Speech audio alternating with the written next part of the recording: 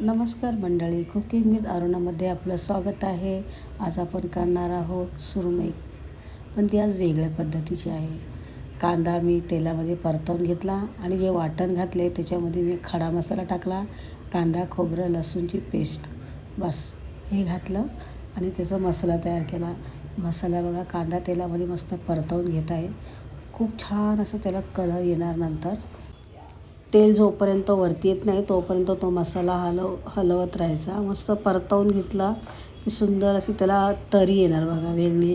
कारण आपल्याला ग्रीन कढी बनवायची आहे आपल्याला, म्हणून मी पालक गरम पाण्यात बॉईल केलं, त्याची पेस्ट केली आणि तो मसाला त्यात परतवला.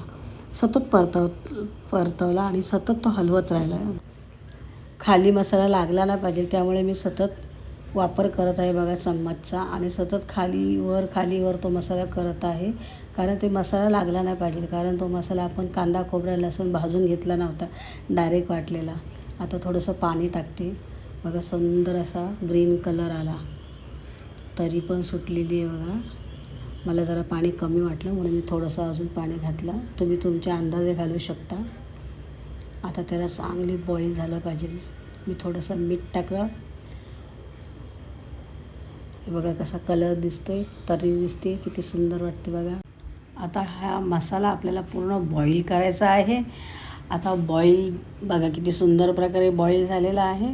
मी मोठ्या गॅसवर हा मसाला बॉईल केला आणि छान असा कलर पण आलेला आहे.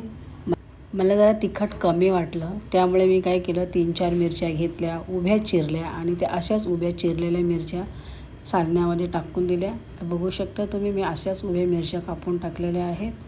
आणि आता फिश टाकला. इथे आपण सुरमईची कढी बनवतो आहे, त्यामुळे मी 8 ते 12 पीस झालेले आहेत मोठे मोठे. मी बघा किती सुंदर प्रकारे मच्छी फिश टाकून दिले त्या सालण्यामध्ये. आणि आता ते बॉईल होणार 7 ते 8 मिनटं आणि मी त्याच्यावर झाकण ठेवणार आहे. आता झाकण ठेवल्यानंतर 7 ते 8 मिनटं ते बॉईल होऊन देणार सुंदर प्रकारे. फिश टाकल्यानंतर लगेच मी कोकम टाकला, पण मी ते शूट करायचं राहून गेलं.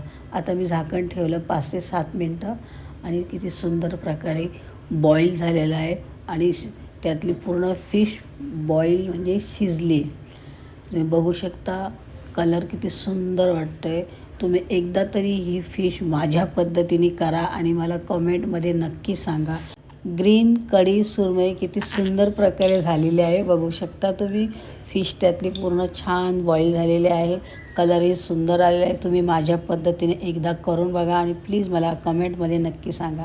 हे बघा किती सुंदर तरी वगैरे आलेली आहे.